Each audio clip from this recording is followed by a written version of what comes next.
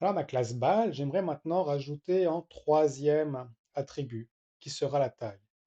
Ici, j'ai mis taille et j'ai mis égal à 5. C'est en fait une particularité. Si je mets taille égale à 5, il va mettre la taille si je lui donne une valeur, comme ici. Mais si je ne mets pas de valeur, comme par exemple ici, si je donne que deux nombres, il va considérer que taille par défaut vaut 5. Ensuite, si j'ai mis une valeur de taille, il va faire différents calculs. Premièrement, self.taille sera égal à taille. Et puis ici, au lieu d'avoir que ma surface fait 10 sur 10, elle sera de taille 2 fois taille et 2 fois taille. Donc je peux mettre des calculs dans la définition de mon initialisation. Et je vais pouvoir choisir qu'en fait, au lieu que le centre du cercle soit en 5, 5, il sera en position taille, taille. Donc, par exemple, si taille vaut 15, ma surface aura 30 sur 30. Le centre du cercle sera en 15, 15 et le rayon du cercle sera 15. Donc je vais maintenant conserver les lignes qui sont en commentaire et supprimer les autres lignes. Et ici, je vais garder celle avec 3 paramètres.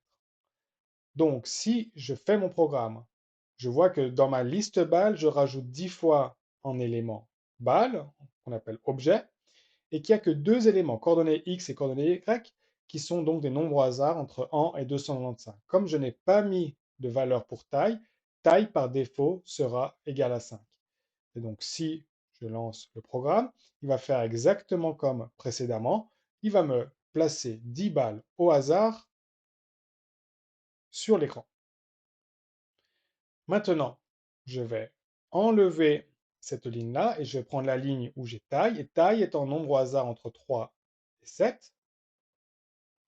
Et si je fais cette fois-ci le programme, taille sera à chaque fois entre 3 et 7, donc il va me générer des balles de différentes tailles, 10 balles qui ont une taille entre 3 et 7 et dont les coordonnées sont placées arbitrairement. Donc ce qui est important, c'est que je peux rajouter autant d'attributs que je veux là-dedans. Je peux aussi mettre des attributs qui ne font pas partie de ces valeurs qui sont ici et les définir ici. C'est d'ailleurs l'exercice qu'il y aura à faire sur les vecteurs.